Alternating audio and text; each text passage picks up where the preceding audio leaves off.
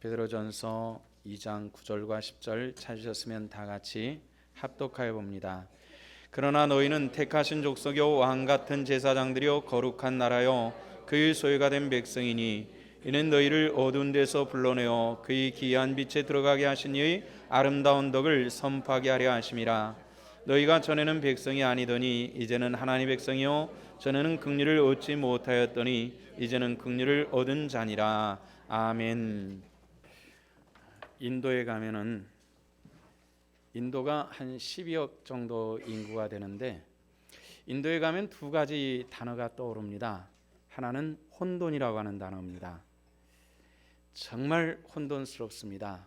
귀도 혼돈스럽고 눈도 혼돈스럽고 모든 것이 혼돈스럽다라는 생각이 나고요. 또 하나는 우상이라고 하는 단어가 생각이 납니다. 어느 곳에 가든지 신상이 서 있습니다. 우상이 서 있는데요. 인도 사람들 소고기를 먹지 않는다는 것 잘 아시죠? 소는 그들의 주신인 비누스 신이 타고 다니는 그런 동물로 알기 때문에 소를 먹지 않습니다. 신성하게 여기죠. 그 중에 하얀 소는 특별한 대접을 받습니다. 그래서 하얀 소가 대접을 받아서 그런지 한 10마리 중에 하나 정도는 소가 희다라는 느낌을 받았어요. 근데 이 흰 소에는 반드시 걸려있는 것이 있습니다. 만수국으로 만들어 놓은 꽃 목걸이가 목에 걸려 있든지 뿔에 걸려 있든지 그렇게 하고 있는 거예요.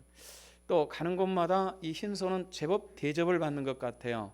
소들이 다 바짝 말라 있는데 흰소는 제법 살쪄 있는 것을 보면은 여기는 색깔 따라 대접도 받는구나 이런 느낌이 되는데요.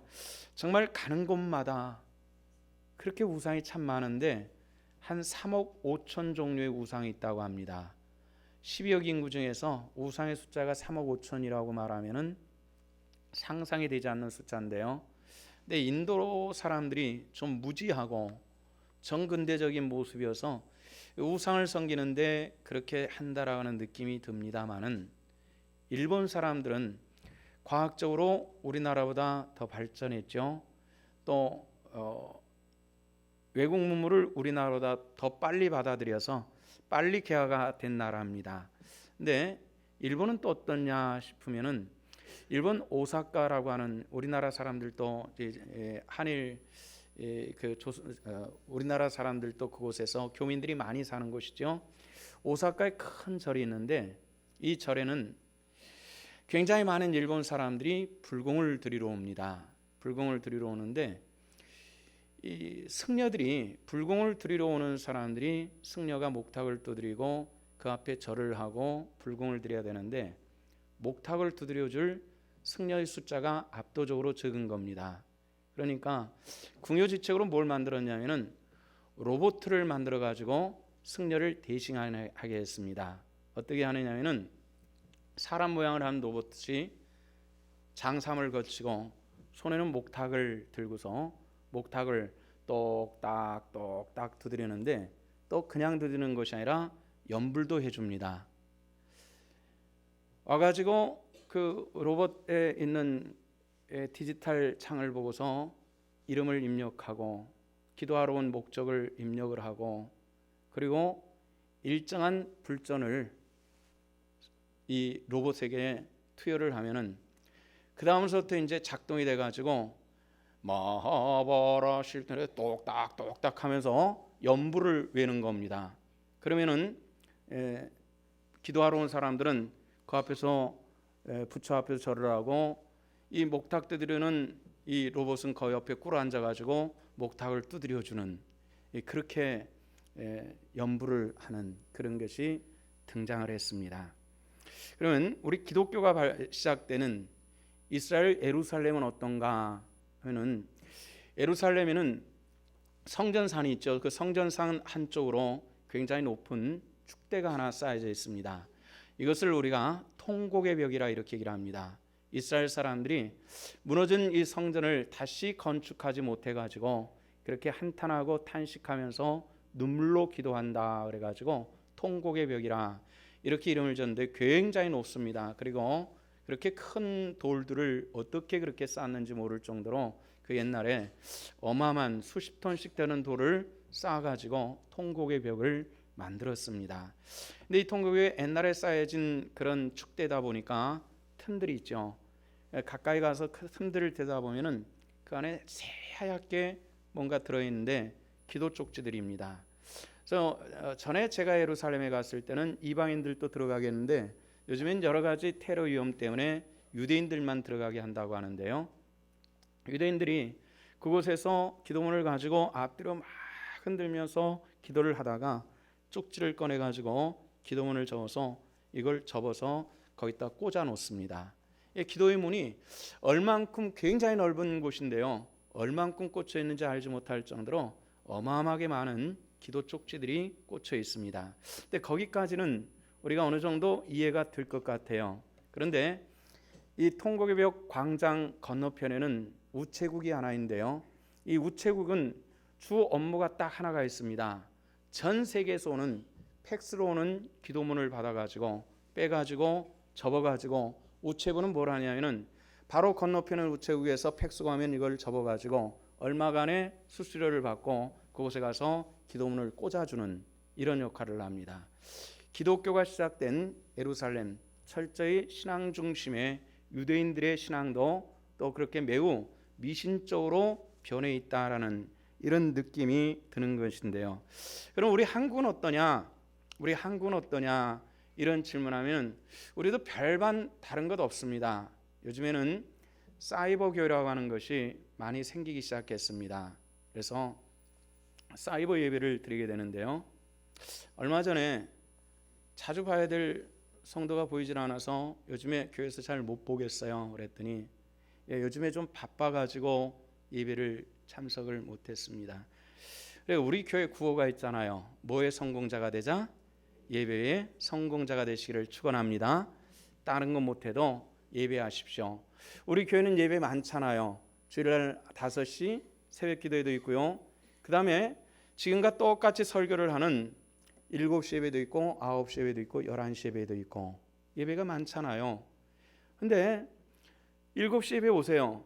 11시 예배 오세요. 못하면 9시 예배 오세요. 9시 못하면 7시 예배 오세요. 그도 영 못하면 5시 예배라도 올 수 있지 않습니까? 예배는 드려야죠. 그랬더니 목사님 예배는 드리는데요. 그래요. 그래서 어떻게 드려? 아니 예배를 어디서 드렸어요? 그랬더니 뭐 어디 딴 곳에 가서 딴 곳에서 뭐 직장에서라도 모여서 예배 드렸다는 얘기인 줄 알고 그렇게 모여봤더니 인터넷으로 드렸는데요. 이렇게 얘기를 하는 거예요. 인터넷에서 설교도 듣고 뭐 그렇게 했다는 얘기죠. 또 요즘에는 인터넷에서도 또 ARS식으로 해가지고 전화를 걸면은 헌금이 1,000원씩 빠져나가게 하는 이런 시스템도 있고 또 그런가 하면은 상담하기 위해서 그쪽에다가 일정의 헌금을 하고 상담의 내용을 띄우면은 다시 그쪽에서 성경적으로 잘 해석돼서 상담이 도착하는 이런 사이버 교회가 발달이 되어 있습니다. 예배는 드렸다는 거죠. 사이버로 예배는 드렸습니다. 이것이 오늘 이 시대에 우리가 살아가고 있는 삶의 문제고 신앙의 문제들입니다. 우리 오늘 굉장히 여러분들하고 굉장히 우리 종교 신앙적으로는 기초적인 얘기를 하는데요. 여러분들 주보에 보면은 오늘 제목을 실어드렸어요. 뭐라고 되어 있습니까? 당신은 왜 믿습니까? 굉장히 기초적인 질문입니다. 누군가 한번 뜬금없이 성경책을 끼고 교회 가는 나를 붙잡고 당신 왜 교회 다니십니까? 왜 기독교인이 됐습니까? 왜 예수를 믿습니까? 이렇게 질문한다면 여러분들 어떻게 답변하시겠습니까? 이 답변이 실질적으로 정말 이 성경적으로 합당하게 하나님의 뜻에 합당하게 답변하는 사람은 많지 않다는 겁니다. 많은 사람들이 당신은 왜 예수 믿어요? 이렇게 질문하면 당황하기가 굉장히 쉽습니다. 여러분들 왜 예수 믿습니까? 왜 예수 믿습니까? 지금 한번 여러분들이 지금 답변하지 않으셔도 한번 생각해 보세요. 누군가 지금 내 앞에서 왜 예수 믿습니까? 이렇게 질문하면은 나는 뭐라고 답변하지? 한번 생각해 보시자는 얘기예요. 많은 분들이 이렇게 답변을 합니다. 복 받으려고요. 여러분들 맞습니까? 이 답 틀린 겁니까? 아리송하죠? 뭐 틀린 거 아닌데 말이지. 갑자기 이렇게 질문하면은 틀린 것 같기도 해요. 여러분들, 그럼 예수 믿으면 복 주십니까, 하나님이? 이렇게 질문하면 여기도 답변하기가 힘들죠. 하나님이 우리에게 복 주실 줄로 믿습니다. 그런데 복 주실 줄로 믿는 것까지는 좋은데 복 받기 위해서 예수 믿는 것은 아니라는 것입니다. 하나님을 영원하게 하기 위해서 예수 믿는 믿음을 가졌다는 사실들을 믿으시기를 주 이름으로 축원합니다. 최소한 우리는 당신 왜 믿습니까? 예, 구원받으려고요. 우리가 처음 신앙생활을 시작하는 사람들은 복 받으려고요. 그 말 틀린 얘기는 아닙니다. 맞는 얘기예요. 좀 더 우리가 성장하면은 먹는 것도 틀려지잖아요. 그럼 대답하는 것도 틀려져야만 합니다. 구원받으려고요. 여기서 좀 더 발전하면은 우리가 하나님을 영롭게 하기 위해서 내가 믿습니다라고 대답할 수 있는 그런 하나님의 권속들 되시기를 축원합니다. 그래서 우리는 이 기초적인 신앙의 내용을 한번 돌이켜보고 생각해보고 싶은 그런 생각이 됐습니다. 다음 주는 우리가 고난 주간이 시작되는데요. 이 고난 주간, 그 고난 주일, 그 다음에 부활 주일, 여기에 절개 맞는 설교를 해야 되겠고요. 오늘과 함께 그 다음 4월 한 달 동안에는 우리가 이 가장 기초적인 질문에 대해서 한번 답변을 생각해 보려고 그렇게 생각을 하고 있습니다. 간혹 보면은 잘못된 신앙관을 가지고 우리가 열심히 믿는 사람은 무조건 신앙이 좋아 이렇게 생각하는데 아닙니다. 물론 열심이라고 하는 것은 굉장히 좋은 것입니다. 그런데 한번 보세요. 잘못된 길을 들어선 차가 열심히 부지런히 달려갔다면은 다시 돌아오기 위해서는 또 그 먼 길을 또 다시 와야만 합니다. 잘못된 열심이 잘못돼 버리면은 다시 돌아오기도 힘들다는 말이에요. 기왕 열심히 있다면은 바른 신앙을 가지고 열심히 할 수 있기를 부탁을 드립니다. 가끔 제 얘기를 하다 보면은 염려스러운 것이 자랑 같기도 하고 자기 공로를 내세우는 것 같기도 하고 참 조심스럽고요. 또 그렇게 생각하시는 분들도 있고 그래서 굉장히 조심스럽습니다만은 이런 것이 있습니다. 제가 처음 여기다가 조금 우리 교회에서 땅을 사고 교회를 건축할 때 80평을 건축을 했습니다. 단층으로 조그맣게 건축을 했어요. 그런데 서울에서 목회하는 저랑 나이도 비슷하고 교회 연역도 비슷하고 교인 숫자도 비슷하고 교회 힘도 에너지도 비슷한 그런 교회가 비슷할 무렵에 같이 건축을 했는데요. 땅은 우리보다 4배가 넓은 땅을 구입을 했습니다. 그리고 우리는 80평을 건축을 했는데 총 평수가 1000평이 넘는 건물을 지었습니다. 근데 그 목사님은 저보다도 굉장히 왜소한 그런 체격을 가지고 있어요. 저는 그래도 체격이라도 좀 큰데 그 목사님은 굉장히 왜소한 체격을 가지신 분인데 사람들이 저한테 그런 얘기를 해요. 우리 김 목사님은 덩치만 컸지 배짱도 없고 믿음도 없고 뭐 농담이겠지만은 그런 얘기를 하는데 그 듣기가 굉장히 민망스럽고 한 두어 번 듣다 보니까 짜증스러운 그런 얘기였습니다. 그런데 그쪽에 조그마하고 왜소한 양반이 땅은 4배가 넘고 평수는 1000평이 넘는 그런 거대한 교회를 짓는데 사람들이 믿음 대단하다고 그랬습니다. 믿음이 대단하다고 그랬어요. 그런데 건축이 다 끝나고 나서 2년이 지나고 나니까 그만 그 교회가 흩어져 버렸어요. 공중분해돼 버리고 말았고 건물은 엉뚱한 사람이 주인이 돼 버리고 마는 이런 과정을 겪었는데요. 그 목사님이 지금도 그때 목회의 그런 충격 때문에 지금도 목회를 못하고 있습니다.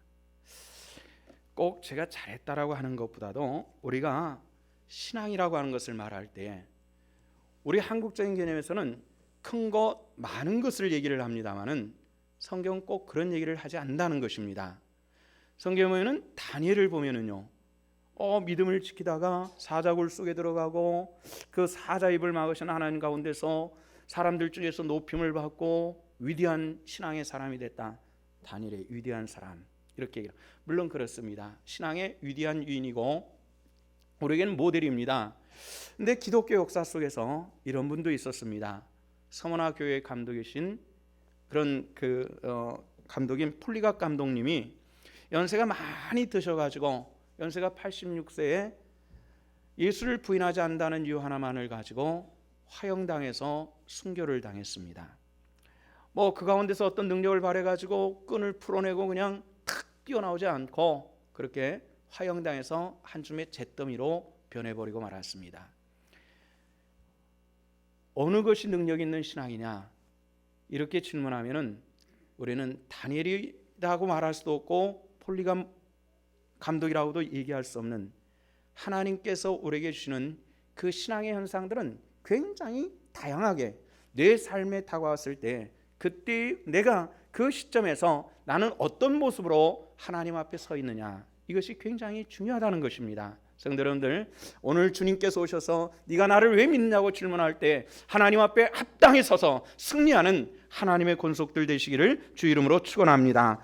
우리가 오늘 왜 믿습니까? 라는 이 질문에 대해서 오늘 우리가 답변을 몇 가지를 해봐야 되겠는데, 첫째는 인간의 능력은 한계가 있습니다. 이 한계 있는 것, 모든 피조물에 한계가 있는데 우리 하나님의 사람들도 우리 하나님의 형상을 따라 창조되어졌지만은 우리에게는 이 능력에 한계가 있다는 것입니다. 이것 때문에 우리는 전지하시고 전능하시는 하나님께 내 삶을 의탁하는 것이 이것이 믿음이라는 것입니다. 교회 한 목사님이 그래서 이런 내용을 봤습니다. 교회에서 자녀들 교육 문제로 한 강사를 초청해서 학부형들, 이런 학기 초에 학부형들 교육을 시키게 되었습니다. 강사가 요즘에 그 아이들 때문에 고민하고 괴롭고 힘든 이 수많은 사람들이 있는데 자녀들이 어렸을 때부터 기도로 키우고 말씀으로 키우고 가정 예배를 드리고 그렇게 하나님 은혜 가운데 키우면은 왜 아이들이 그렇게 사춘기 때 삐뚤어지고 어른 돼가지고 그렇게 엉뚱할 일이 없이 하나님의 뜻대로 키우면 된다라고 그렇게 강의를 했습니다. 맞습니까? 맞습니까? 안 키우십니까 그렇게? 왜 대답은? 맞는 얘기잖아요. 맞는 얘기예요. 강의가 다 끝나고 다과하는 시간이 됐을 때 한 여자 집사님이 강사님에게 앞에 가가지고 물어봤습니다. 강사님은 자녀가 있나요? 물어봤습니다. 예, 아들이 하나 있습니다. 나이가 몇 살인데요? 물어봤어요. 예, 엊그제 2돌 지났습니다. 그랬더니 이 여자 집사님이 고개를 끄덕끄덕 아무 말도 않고 뒤로 돌아서 자기 자리에 가서 앉더랍니다. 무슨 얘기죠? 2살 됐게 속살 게 뭐 있어요? 똥 싸고 앵앵대고 울고 이런 거밖에 없는 것이지, 그게 더 커가지고 10살 넘고 15살씩 되고 이래가지고 돼야 애가 무엇도 문제를 가지고 있는지 알지. 안 키워보고 이렇게 키우면 되고 저렇게 키우면 되고 우리 다 키워봤잖아요. 여러분들 뜻대로 됩니까? 안 되는 게 자식 문제인데, 근데 이게 우리 능력의 한계라고요. 이게 우리 마음대로 되지 않는 그런 모습입니다. 일전에 중학생 아이가 자살을 해가지고 아이들의 괴롭힘을 당해서 자살을 해가지고 온 전국이 난리가 났습니다. 근데 자살한 아이의 엄마가 학교 선생님이었다 그래요. 그것도 자기 아이와 같은 아이를 가르치는 중학교 선생님, 또 상담실에서 상담해주는 상담 선생님. 그런데 의외로 자기 자식이 그렇게 그 아이들에 대해서는 완전히 전문가인데 자기 아이가 그렇게 괴롭힘을 당하고 죽을 때까지 그걸 모르고 있었다는 거예요. 그 자식 하나 키우는 그것도 눈치 못 채고 아이들의 그런 상담자고 가르치는 선생이었는데 이 엄마가 그 탄식할 만한 일이죠. 정말 전문가인 줄 아는데 내 자식 하나를 몰랐다는 겁니다. 그것이 인간의 모습입니다. 한 목사님이 목회 상담 경험을 이렇게 얘기를 합니다. 한 여자 성도가 참 다복한 신앙의 집인데 목사님을 찾아와서 상담을 요청했습니다. 어떤 내용이냐면은 그 남편이 참 진실한 신앙인이고 사회적으로 능력 있고 아내에게는 굉장히 좋은 남편이고 자식들에게는 굉장히 다정한 아버지고 밖에서나 안에서나 흠잡을 만할 것이 없는 전혀 없는 굉장히 아주 영과 육체적으로 지식적으로 가정적으로 굉장히 건강한 정말 아주 엑셀런트한 그런 남편입니다. 근데 남편에게 죄를 지었습니다. 이런 얘기입니다. 무슨 죄를 졌길래 이거 고백해야 될까요? 말해야 될까요? 고민한 것을 가지고 왔어요. 무엇입니까? 물어봤더니 제가 이 남자랑 결혼하기 전에 다른 남자랑 연애를 하다가 몸을 허락한 적이 있었습니다. 근데 우리 남편은 정말 육체적으로 깨끗한 남자인데 이걸 그대로 살려고 하니까 괴롭고 고백하자니 어떤 일이 벌어지니 이거 어떻게 했으면 좋겠습니까? 이렇게 상담을 요청을 합니다. 이러면은 목사들도 대답하기가 무지하게 어려워집니다. 그래서 그 목사님이 반대로 질문을 이렇게 했습니다. 성도님의 가정은 굉장히 자유분방했었던 모양이죠? 이렇게 물어봤답니다. 그랬더니 대답하여 말하기를 아니요. 우리 아버지는 군인 출신인데요. 굉장히 무서웠어요. 결혼하기 전까지 한 번도 귀가 시간을 8시를 넘어본 적이 없습니다. 얼마나 철저하게 통제가 됐어요. 근데 언제 그런 일이 벌어진 거예요? 사람이 할 수 있는 일에는 한계가 있다라는 그런 이야기입니다. 우리의 능력에는 한계가 있는 것입니다. 그래서 하나님 앞에 무릎 꿇고 믿어야 될 이유가 있다는 사실들을 기억하시기를 바랍니다. 이게 실감나지 않습니까? 우리의 삶에는 우리의 인생에 한계가 있어요. 삶의 한계가 있다는 겁니다. 요즘에 여자분들은 정말 어려 보이기 위해서 정말 온갖 일들을 다 하는 것 같습니다. 뭐 보톡스에다가 뭐 그냥 깎고 뭐 별 일들을 다 하는데 그래서 요즘에는 아이들이 뭐 초등학교 때부터 이 성형 수술에 들어가 가지고 도무지 본 모습이 무엇인지 모를 정도로 심각하게 그렇게 사람들을 변형시켜 놓는다고 하는데 우리나라도 요즘에는 성형 수술을 하는 이런 수술하는 장면을 조금씩 리얼하게 보여주는 것이 있는데 미국 같은 경우는 상당히 리얼하게 그것을 보여주는 게 있다고 합니다. 한번 교육방송에서 한 여자분이 너무 몸에 지방이 많아서 그 지방을 빼는 미용 수술을 하는데 기계를 피하 지방으로 찔러 넣어 가지고 후벼 파 가지고 지방을 싹 걷어내는데 한 대야가 나오는 겁니다. 하얀 지방이. 수술이 성공적으로 맞춰져서 수술을 하는 것을 교육방송에서 보여줬으니까 수술한 이유는 어떤 모습이냐. 굉장히 비대한 사람이 지방을 한 대야를 긁어냈으니까 아주 타이트하게 쫙 맞는 그런 모습으로 인터뷰를 하기 위해서 방송에 나온 겁니다. 방송에 나와서 그렇게 이제 성공적으로 수술을 했습니다. 내 몸은 참 예뻐졌습니다. 그런데 이 여자분이 인터뷰를 끝나고 나가는 뒷모습을 카메라가 쫙 보여주는 거예요. 근데 연세가 드시면은 허리가 뻣뻣하고 멀쩡해 보여도 일단 연세가 드시면은 뭔가 모르게 어정쩡해지는 모습이 있습니다. 그렇잖아요? 어정쩡한. 분명히 젊은 사람처럼 타이트하게 쫙 됐는데 스커트를 입고 투피스를 입고 나가는데 이 연세 드신 분이 60 후반에 70이 가까운 할머니인지라 그래도 뭔가 어정쩡하고 구불고 또 연세가 들어서 다리가 조금 휜 상태, 어깨가 굽은 상태 하면서 걷는 걸음도 저는 아직 그 표현할 나이가 안 돼서 표현을 못 하겠습니다만은 어정쩡한 그 모습을 가져 나오면서 사람의 삶에는 그 인생의 숫자 가지도 줄여줄 수가 없더라는 그런 이야기입니다. 믿습니까? 우리 삶의 한계가 거기 있다라는 것입니다. 예전에 여러분들에게 이런 얘기를 한 적이 있습니다.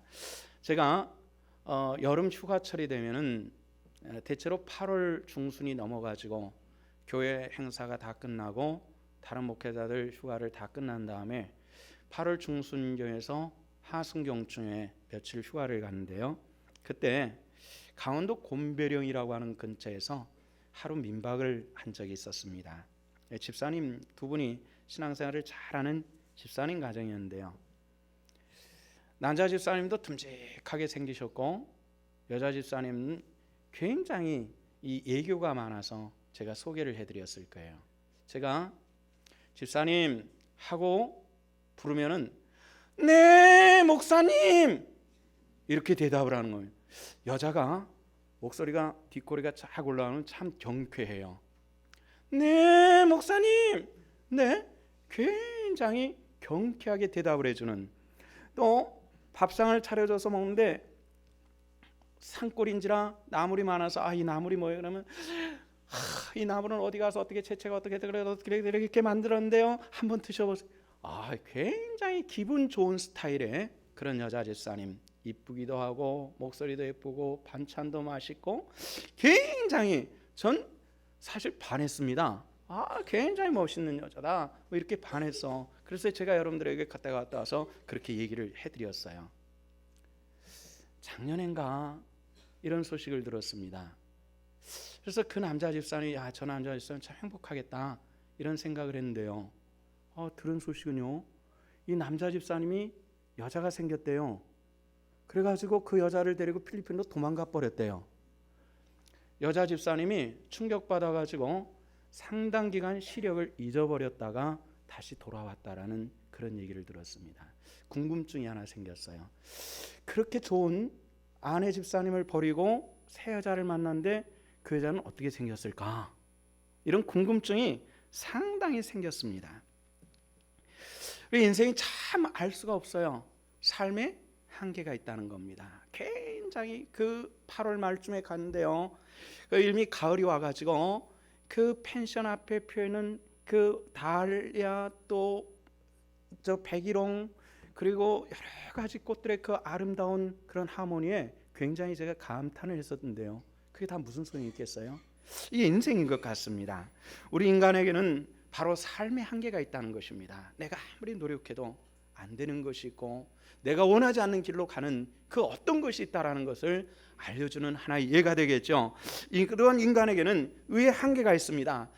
내 의의 한계가 있어요. 사람들끼리 옳다 그르다고 말할 때 저 사람 정말 의로운 사람이야 말할 때에 어떤 사람과 사람과의 관계 속에서 비교할 때 의로운 사람이지 하나님과 절대 의로한 이걸 비교해 볼 때는 우리는 하나님 앞에 딱 한 자를 가지고 얘기할 것밖에 없습니다. 우리는 죄인이라는 것입니다. 믿습니까? 우리는 죄인일 뿐입니다. 하나님의 의를. 그래서 우리는 하나님 앞에 의롭다 할 자가 없이 모두 다 죄인이며 우리는 죽었으며 우리는 하나님 안에서 우리는 거듭나지 않으면 지금도 죽었던 우리들을 예수 그리스도를 믿는 믿음 안에서 저와 여러분들을 살리신 줄로 믿습니다. 이것이 하나님의 은혜입니다. 그런데 세상 사람들은 이걸 잘 알지 못해서 어떻게 하면 이 죄악에서 벗어날까 하는 이런 생각을 가지고 철학을 만들고 종교를 만들고 그랬습니다. 토니 캄폴로라고 하는 신학자이고 사회학자가 있는데 이분이 이 인간의 죽음에 대해서 이런 글을 남긴 것을 읽었습니다. 모든 인간은 자신이 죽을 때 자신이 이루지 못함을 후회하며 죽지는 않는다. 모든 사람은 자신이 바르지 못하게 삶을 후회하며 죽는다. 이런 얘기를 했습니다. 목사이다 보니까 사람의 죽음의 현장을 지켜야 되는 이런 경우들이 간혹 생깁니다. 여러 번 죽음의 자리를 지켜본 적이 있는데요. 죽음이 가까이 왔을 때 사람들은 아니야 살아날 거야 이렇게 얘기를 하지만은 사실은 죽음을 앞에 두는 사람들은 알고 있습니다. 다만 위로를 받을 뿐이죠. 죽음을 바로 앞에 둔 사람들은 악한 말을 절대로 못합니다. 내가 이렇게 잘해가지고 돈을 더 벌었으면 은행에다 더 많이 계좌를 쌓아놓을 수 있을 텐데 이런 생각하는 사람은 한 사람도 없다는 캄폴로의 이야기가 그렇습니다. 이렇게 하면은 내가 더 높은 자리에 진급하고 올라갈 수 있을 텐데 이렇게 생각하는 사람 없다는 겁니다.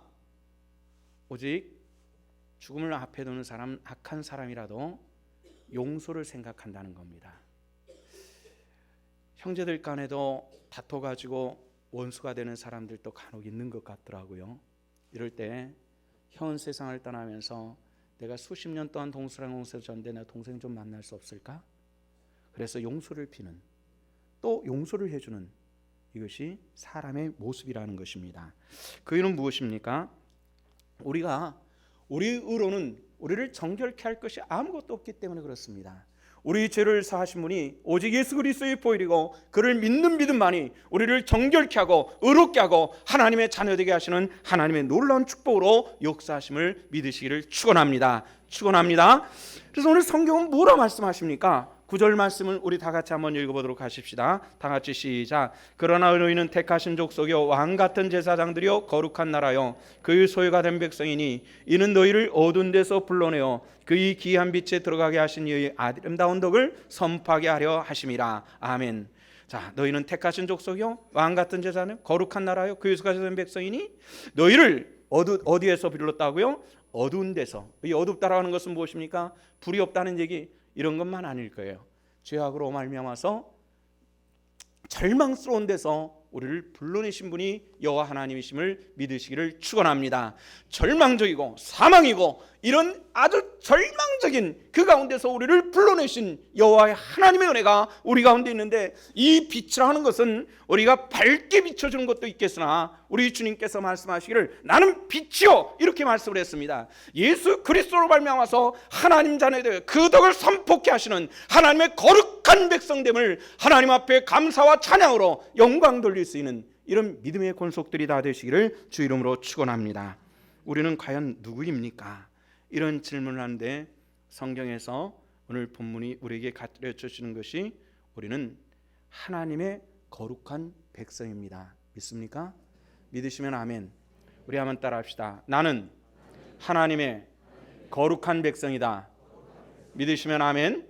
나는 하나님의 거룩한 백성입니다. 이 영적인 자존심을 가지고 승리할 수 있기를 주님의 이름으로 부탁을 드립니다. 어디에서 불렀다 그랬습니까? 어두운 데서 불러서. 이 어두운 데는 사망입니다. 절망입니다. 이런 곳에서 불러서 우리를 빛고 희망의 자리로 옮겨주신 그 하나님을 찬양하는 것, 이것이 우리가 예수 그리스도를 믿는 믿음의 목적이고 이유가 되었다는 것을 기억하시고, 당신 왜 믿습니까? 이 질문을 할 때 하나님의 그 은혜의 덕을 찬미하기 위해서 부르신 그 하나님의 영광을 위해서 내가 산고 예수를 믿는다고 대답할 수 있는 그런 하나님의 권속들 되시기를 부탁을 드립니다.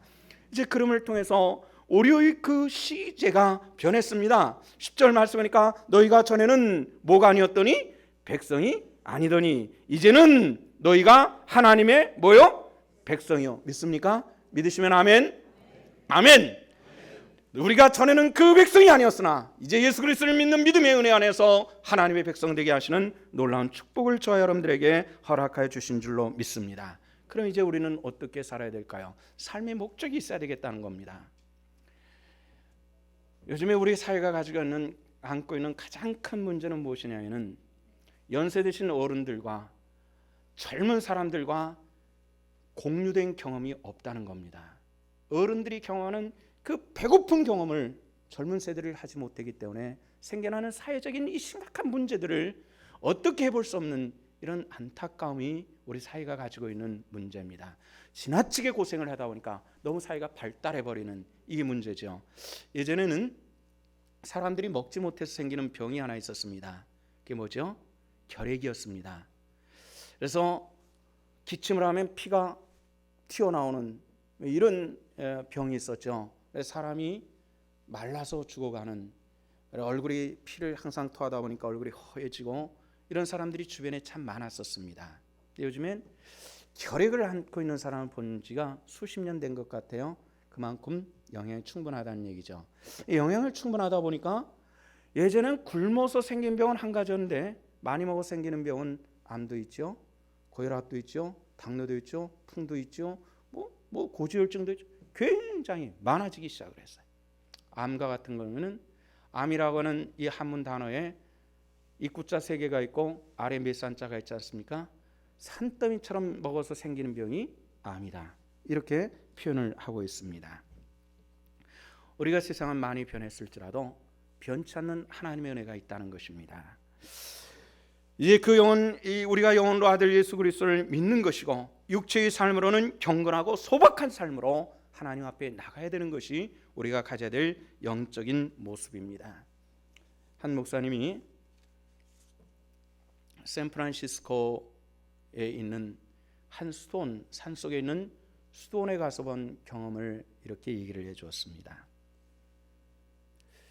수도원에 들어가면은 기도하고 수도하는 곳 같이 경건하고 깨끗하고 깔끔한데, 깔끔한 회칠하게 하얀 벽에 해칠했는데 그곳에서 못이 하나 박혀 있고 그 못에는 신발끈을 얽어놓은 아주 낡은 슬리퍼 하나가 걸려 있는 겁니다. 이 경건하고 분위기 깨끗하고 하얀 회벽에 못이 하나 박혀 있고 거기에 아주 오래 신은 아주 더러운 슬리퍼 한 짝이 한 켤레가 걸려 있는 그곳에 지나가는 사람들마다 슬리퍼를 보고 이모저모 생각을 하는데 아무도 이 슬리퍼의 내력을 이야기를 해주지 않는 겁니다. 궁금증이 더 심한 거죠. 목사님도 그 슬리퍼의 내력은 모르고 왔습니다. 다만 이 목사님이 두 가지로 해석을 했습니다. 하나는 뭐냐면은 이 낡은 이 더러운 슬리퍼지만은 아직도 존재하고 있다는 겁니다. 그 주인은 누구인지 모르겠지만은 그 주인은 존재하지 않는다는 것입니다. 우리가 하나님의 형상을 따라 창조된 만물의 영장이고 뭐 어쩌고 아무리 얘기해도 당신도 죽는다라는 이런 메시지를 그 슬리퍼를 통해서 얻었다는 겁니다. 또 하나는 이 슬리퍼가 저렇게 더럽고 저렇게 낡았지만은 저 슬리퍼를 신고 못된 짓을 많이 한 슬리퍼라면 저기에 걸려있지 않을 것이다. 그 슬리퍼를 신고 많은 사람들이 그 슬리퍼의 주인은 기도했을 것이고 이 바위산을 오르내리면서 때로는 발가락이 찔리고 터지면서도 기도한 슬리퍼였을 것이다. 이렇게 나름대로 해석을 한 것을 보았습니다. 우리 발걸음은 제각기 틀릴 수가 있습니다. 쾌락의 발걸음 될 수도 있고 고난의 발걸음으로 살아갈 수도 있고 제각기 틀릴 수는 있을 것입니다. 오늘 예배가 끝나서 돌아가는 방향도 제각기 틀릴 것입니다. 그러나 그 발걸음은 하나님을 영원롭게 하는 발걸음도 있을 것이고 하나님을 슬프게 하는 발걸음도 있을 줄로 믿습니다. 그리하면은 하나님을 영원롭게 하는 진정한 믿음의 삶에 설 수 있기를 축원합니다. 축원합니다. 과학이 극도로 발달해서 절에서도 연부를 하고 사이버 세계에서 예배를 드릴 수 있다고 하는 이런 시대에 살아도 우리가 에너지나 우리 한계를 뛰어넘을 수 없고 예수를 믿는 믿음이 우리를 하나님의 거룩한 백성 되게 하신다는 이 절대 명제를 떠날 수 없음을 기억하시고 당신은 왜 믿습니까? 라는 이 질문에 분명한 답변을 가지고 승리하는 하나님의 권속들 되시기를 축원합니다. 기도하시겠습니다. 하나님 은혜를 감사합니다. 오늘 우리가 베드로전서 2장 9절과 10절의 말씀을 본문으로 삼고 종이 부족하지만 말씀을 대변합니다. 하나님 우리의 마음을 받으시고 또한 예배를 흠행하시며 오늘 말씀 속에 역사하시는 생명의 능력이 주의 성도들의 영혼 속에 깊이 들어가게 하여 주시옵소서. 사는 날 동안 내가 무엇을 어떻게 해야 될 것인가를 분별케 하시고 그렇게 행하게 하시고 그렇게 증거하게 하시고 그렇게 답변하게 하여 주시옵소서. 예수 그리스도 이름 받들어 기도하옵나이다. 아멘. 찬송가 288장 찬송입니다.